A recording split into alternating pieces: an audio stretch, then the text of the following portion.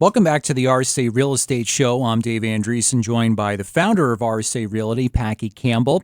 You can give him a phone call off the air here at 603-332-1100, or you can go to his website at rsarealty.com. And we have a very special guest here in the studio today, Packy.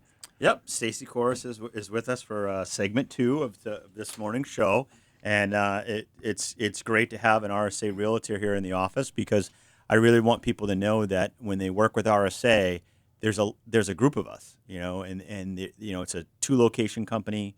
We have 12 agents that work in our office. We've talked about our in-house attorney. I probably should talk about the excellent office manager we have too. Maybe Stacy could comment on that. You'd better talk about you better, otherwise you might not want to go home, right? That's correct. Exactly. Our office manager, Brenda Campbell, who's Packy's beautiful wife and runs the office smoothly, knows everything about every transaction going on. So we're able to use her as an awesome resource, and she is running the show smoothly behind the scenes. Well, it's good because Brenda's an excellent office manager, but you talk about transactions and just take deposits, for instance. We've got to track deposits on 20 to 25 transactions at any given time, and having someone who has the deposit checks ready, knows where they are, has made a photocopy of it and got it to the agent. So when it gets to our office, we scan it into PDF, we put it in the folder, we save it in the centralized drive, and then we email it to the co-broke agent and say, hey, here's a copy of the check that you sent to us. And then we email it to the agent at RSA, and then Brenda has those checks all in this spiral binder ready to go as we have the closings lined up. And it's just a detail that's involved in every transaction, and something when we say we're going to be good stewards of your money. That's one of the things in the agency disclosure. That's Brenda being a good student, a good steward of the escrow account, and we take managing that escrow account pretty seriously. And we can talk a little bit about how escrow works in real estate too. Mm-hmm.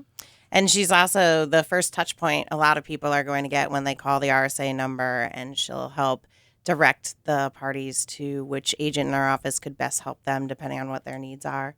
But certainly. Yeah, for the agents out there, be nice to Brenda because she hands out the leads. Oh, yeah. So when someone calls and says, hey, I want to buy this, she's like, I think you should work with Stacy today, or sometimes she will still send me a lead, but not as often as I used to get them. Yeah, a lot of good agents now. That's why. Yeah, we do. You got Rana. You got a lot of places for them to go. Yeah, and typically if someone calls, one of the policies we have, and I think this is helpful to understand, if you call and you say, hey, I'm interested in 37 Great Pines, or I'm interested in 14 Westview, or I'm interested in a property in Stratham, Brenda's going to send that right to the listing agent.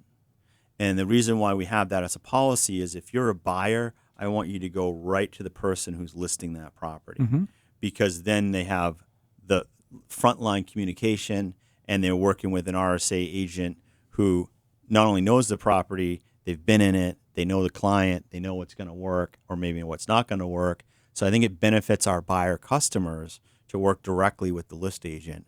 And that's something that we do as a matter of policy. So if you were to call on a property and it was Stacy's listing. Like 12 Patton Drive in Rochester. Excellent example. So Patton Street is an excellent bread and butter neighborhood right across from Burger King in Rochester. And definitely do a drive-by and then give Stacy a call, and we'd be happy to set up a showing for you. But that's a great example of a wonderful property. Matter of fact, Patton Street was a walk-in at our location in Rochester, and he had said something like, "Oh, I really liked your website and I liked your bio," and I think he was talking about me. But Brenda said, "Oh no, I'll put you with Stacy." So, and he's been very happy. There you go. Give him great service and good communication, and set the expectations for the timeline he was looking at, and what their goals were. Yeah, no, and an excellent job of really the whole team, from Brenda to Stacy to me, implementing a plan that we want people to come into our office. We want them to walk in, and we want them to call, and based on their situation, we're going to match them to the RSA realtor that's going to best meet their needs. And that's what we did on Patton Street. And again, now if someone calls and they say, "Gee, I'm interested in buying 12 Patton Street," what's the list price on that? Let's 189.9. 189.9. I mean, that's a bread and butter price. And in what type of Rochester. property is that? This is a 3-bedroom, 2-bath ranch, and it's perfect for people starting out, or it's perfect for people downsizing. And what's unique about the property is when you enter through the back, an addition has been put on with a bathroom and bedroom, so it's got some privacy back there if you did have, almost like a quasi in-law suite if they wanted to That's a have really some privacy. that's a very affordable price. I know a lot of people have been talking about prices in the Seacoast for affordable housing, how out of reach that a lot of people think that they are. But that is really achievable for even a couple in their early 20s or mid 20s that just got married that's starting out with a family. Exactly. And this is like the bread and butter area. When you're closer to the seacoast, things can be very expensive down towards Portsmouth and Dover and also up towards the lake. So we've got the sweet spot in the middle here for people starting out. 20 years from now, it's not going to be that way. That's my That's true. prediction. Because everything moves, and I'm sure you both have seen it from going from Portsmouth now to Dover. And Rochester is the next hot market. So, Well, it's an excellent opportunity. Like obviously we have offices in Rochester and Farmington. And Yeah. Rochester's, our bread and butter market. We do a lot of stuff in Rochester, and it's nice to be able to sell a house and say, if you buy this house at 189, there's no way in 10 years it's not worth more than that. yeah. And I realize that the market's going to go up, the market's going to come down. But when we look at even the crash, where you had prices that were out of the stratosphere in 2004, 2005, the market cost is in 2006. In 2008, we were back to prices like it was 1998 again. Yeah. And never in our history of 100 years, even the Great Depression, had we seen such a sharp drop in values. But when you look at values today are higher than they were in 2004. They're certainly higher when they were in 2019, 2009. So I can show you a graph of any 10-year cycle where real estate's going to go up in value. And that's what makes buying a house like on Patton Street a really good investment, whether it's downsizing or a first-time home buyer. And there just aren't a lot of houses in Rochester under 200K. Right. So, and there really aren't a lot of ranches. I mean, the fact that this is a ranch under 200K for someone who needs that first floor living or desires that first floor living, I'm surprised you haven't sold that. How long has that been on the market? 7 A day. days? It's only been on for a day. All right, and our so- open house is going to be on Sunday. But we have great interest rates out there right now, and that's a key thing driving the ability and affordability of houses, and who knows how long that will last. But right now, it's a great time to buy, but the inventory is kind of tight. So when buyers are ready to buy, they really need to work with us, meet with us. We can set them up for getting pre-qualified with a lender so that when they do see a house they like this one, they're Yeah. ready to pull the trigger and be competitive in purchasing the house, because sellers are at this time able to get really good offers. Now, you were talking a lot about, or before in the last segment, about multifamily houses, 4 units and under. Do you see a lot of people buying those up and using them as investments, especially now because there is this crunch out there for affordable housing, for apartments especially, because you look at some of the things that have gone into Portsmouth in the last 10 years, and you look at downtown Dover right now, what the rents are for some of these new apartment buildings and condos.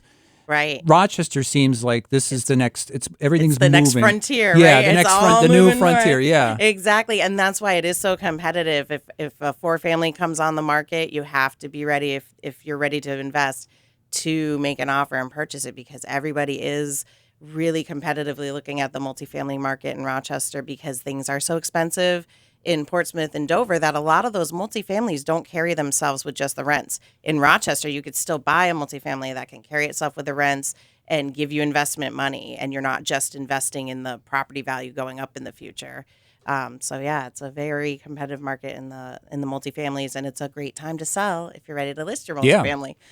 Absolutely. I think there's 11 multifamilies for sale in Rochester right now. And to put that in perspective, the properties that are available, the inventory is just low. So whether it's 12 Patton Street or a multifamily, it's not uncommon for properties to get bids that are more than the list price. Like, I'll go on the record not knowing, one day on the market, 12 Patton Street. If you want that house, bid 195, because that extra $5,000 that you bid over the property, it adds $14 a month to your loan payment. So do you really want to miss the opportunity to get that house? And then it says to a seller, hey, I really want your house. Pick my offer over any other offer that you have. I'm willing to overbid this. And it's not uncommon to see, I hate to say it, that $5,000 over asking is kind of like, tipping your hat to say, yes, I really want it. I'll close. I'll be a good buyer, please. And I see that happening a lot. And it's especially when, customers take your advice and they don't try to overprice the house. Like the guy's not saying, oh, I want 2,099 and I got to get every penny out of it. No, because then he's going to get offers and, maybe it sells for that 195, but why not list it at the right price and have someone say to you, I'll pay you 195. I want this house, because it's going to appraise. It's going to be worth it. It's going to be a good investment. And, when we talk about value pricing, there's always just a range. Is this a 180 house or a 200 house? No, it's a house that's worth somewhere between 185 and 205. And where it ends up in that range just depends on the response from the buyers. Mm-hmm. And with the lower inventory, the response from the buyers is usually pretty strong right now. Okay, and that's why, when Stacy mentioned, coming in and meeting with us and getting pre-approved, it's not just, hey, I'm pre-approved, I have the mortgage. The idea that we want to talk to you about all the things that you're going to experience when you go to buy a house, so that, I say to people, when do you want to buy the house? Well, when Uncle Joe dies. And I'm like, okay, well, how old's Uncle Joe? 48.